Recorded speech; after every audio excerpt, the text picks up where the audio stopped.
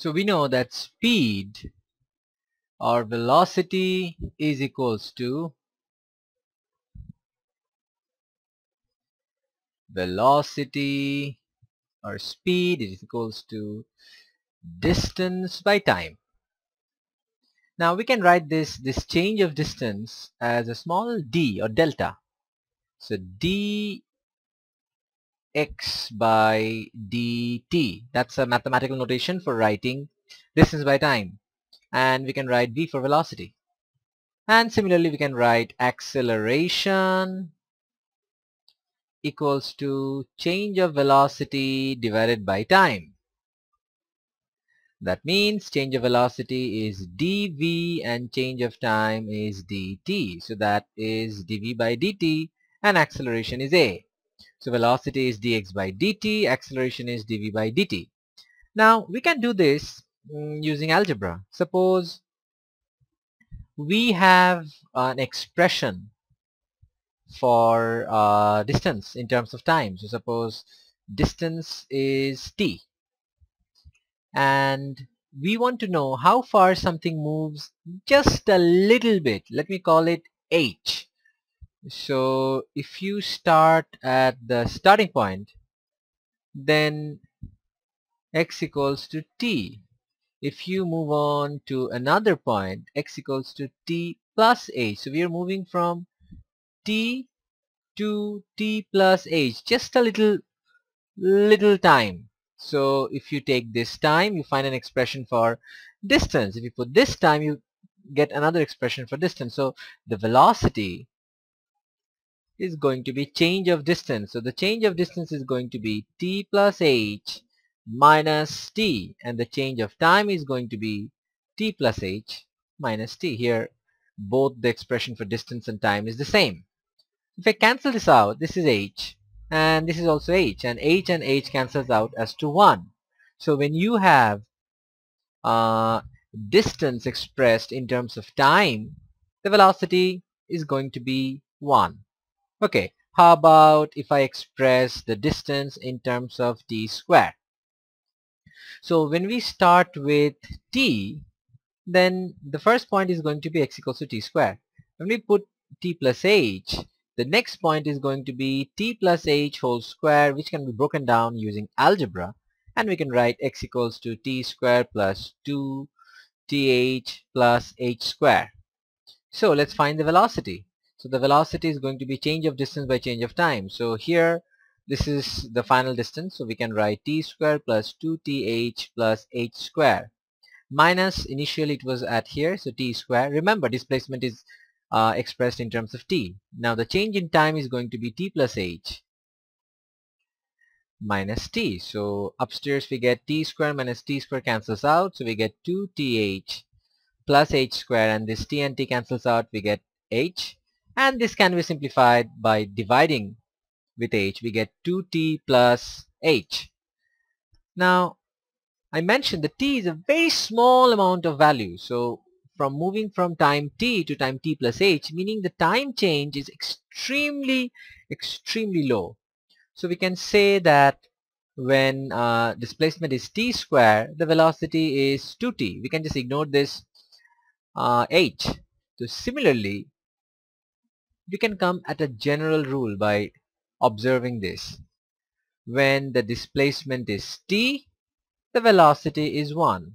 When the displacement is t square, the velocity is 2t. When the displacement is t cubed, the velocity is 2t squared. When the displacement is t to the power 4, the velocity is 4t to the power 3. So what is happening? So when the displacement is t to the power n, the velocity is n t to the power n minus 1. All of this is done by using algebra. So from here we can find a change.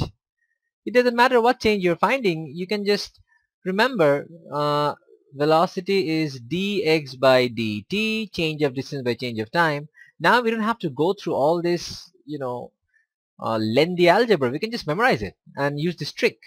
So the trick is, if you have a distance t to the power 10, you don't have to go through t plus h to the power 10 minus t to the power 10 divided by t plus h for just a small distance. You don't have to go through this. You just have seen what it looks like, and just remember dx by dt, which is the same as velocity, change of distance by change of time. This change is going to be 10. You bring this number in front and write t to the power 9. And the same thing could be done if you know velocity, suppose t to the power 5. Then you can find acceleration, which is change of velocity with change of time, which is the same as bring the number 5 here and number 4 here. That's it, 5t to the power 4. So you can find the change. If you know displacement, you can find velocity. If you know velocity, you can find acceleration. Now this cool trick was the invention of differential calculus, where we can find change. It's one of the most important inventions. It is part of calculus, differential calculus. So differential calculus helps us to find change.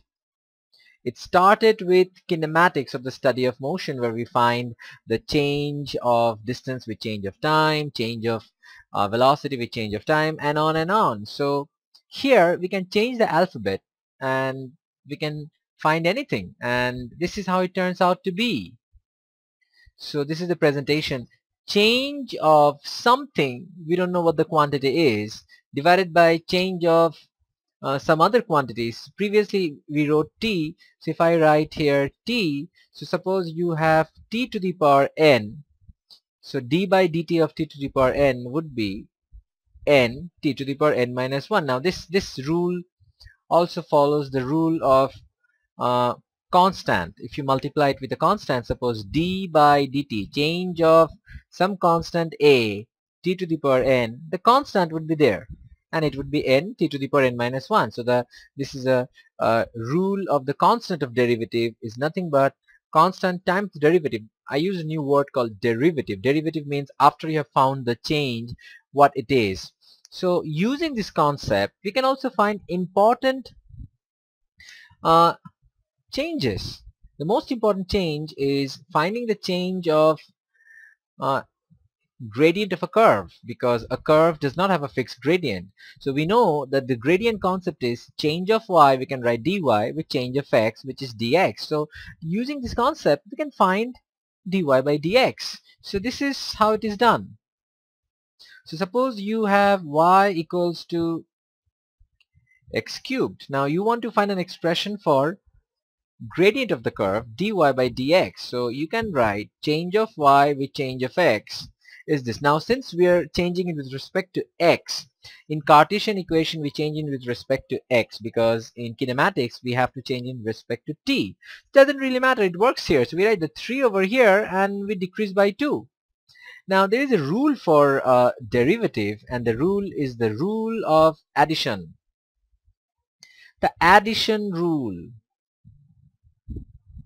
of derivatives. It says the derivative of two variables that are added or subtracted is nothing but their individual derivatives. So d by dx of u plus or minus d by dx of v. It's a very simple rule. So using this we can find the derivative of any curve, and that's very easy nowadays using this technique. But previously what they did, they had to sketch a curve, then for a particular point they had to draw a tangent, because the gradient of a tangent is the same as the gradient of a curve for that particular point, and draw little triangles to find the change of y with change of x. But now this can be done very simply. So y equals to 2x squared plus 5x minus 1.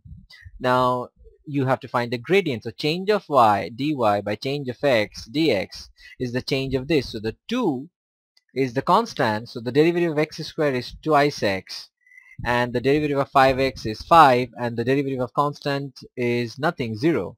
So this is it. 4x minus 4x plus 5 is the derivative of y, which is the gradient. So if they ask you, find the gradient of the tangent at a particular point, we know that the gradient of a tangent and curve is the same for a particular point. So suppose find the gradient of a tangent at the point 1, 5. So at x equals to 1, we can find the gradient dy by dx equals to 4 into 1 plus 5 equals to 9. So now we know the gradient of the curve at that point, and thus the gradient of the tangent, which is also 9. Now if we had to find the gradient of the normal to this point, it is the negative reciprocal. So that is also possible. If the gradient of the curve at the point 1, 5 is 9, so the gradient of the normal at that point would be minus 1 by 9, negative reciprocal. So the invention of differential calculus makes this concept of finding the gradient very easy. So let's use another question. Let's find this. Find the gradient of a curve y equals to x cubed plus 5x squared plus x minus 1 at the point 1, 1. So change of y is dy, change of x is dx, which we call the gradient, equals to, now we want to find the change of this. So 3x squared, by the addition rule we write plus, 5x squared, 5 would be there, and x squared is twice x. Then we write plus, differentiation of x is 1 and differentiation of constant is 0. So we can write thrice x squared plus 10x plus 1. Now at the point, we don't need the value of y because this dy by dx, so the gradient is expressed only in terms of x. So at x equals to 1, dy by dx would be equals to 3 into 1 square plus 10 into 1 plus 1. So this would be 3 1 the 3 plus 10 plus 1, which is 14. So the gradient of the curve at the particular point is 14. If they asked for what is the gradient of the tangent to that curve, remember the gradient of a tangent is the same as the gradient of a curve at a particular point. And if you draw a tangent over here, the gradient of the tangent would be 14. But for that, it would be throughout 14. But in case of a curve, it has a different gradient at different points. So at this point, it has a different gradient. At another point, it has a different gradient. So for different points, it has different gradients. And we can now easily, using differential calculus, find the gradient of a curve. Let's do another example. Find the gradient of the curve y equals to 2x squared plus 5x minus x to the power 3 divided by 2x at the point 1, 0. Okay. Now we cannot differentiate this. It has to be in an expression so that every values of x is upstairs. So we have to simplify this first. So to simplify this, we can divide everything with twice x. So x squared divided by twice x, 5x divided by twice x, x cubed divided by twice x. So when we simplify this, the 2 would be downstairs. So this would be half. X squared divided by x is x. Then this x and this x cancels, and this is 5 by 2, and this is x to the power 3 divided by x. So the half would be here, and this would be x squared. So now we can find the gradient. So change of y by change of x. So dy by dx. Half x. Half is the constant. Derivative of x is 1. 5 by 2 is a constant, so the derivative would be 0. And half is a constant. Remember, the derivative of the of an expression when you have a constant, just keep the constant with it. So x squared is twice x. And we can simplify this as half minus x. 2 and 2 cancels. So at the point 1, 0, x equals to 1. So the gradient of this curve is going to be half minus 1, which is minus half. So when you have an expression like this, it's important to simplify this first. And you have to bring it into the format of addition subtraction so that all the terms are either added or subtracted, not divided. So variables has to be simplified together. So another example could be something like this. If you have the equation of a curve y equals to x plus 5 whole square divided by x. So we can write a plus b whole squared is a squared plus 2ab is 10x plus 25 divided by x. Now we have x squared divided by x, 10x divided by x plus 5 divided by x. So we have convert it into addition subtraction rule. So x squared divided by x is x. X by x is 1, so this is 10. Now we have to bring this x upstairs in order to be able to differentiate this. So this, now we can find the change of y with change of x. Remember, derivative or differential calculus is finding the change. It's a cool way of finding any change, be it change of distance by change of time, change of velocity with change of time, or change of y by change of x. So change of y by change of x is equals to, when we differentiate x, we get 1. When we differentiate constant, we get 0. So this is 5. So when we differentiate this, first we write down the number, then we reduce the number by 1. So minus 1 is minus 2. So we get 1 minus 5 x to the power minus 2. Now it's a good idea to simplify this. So 1 minus 5 x to the power 2.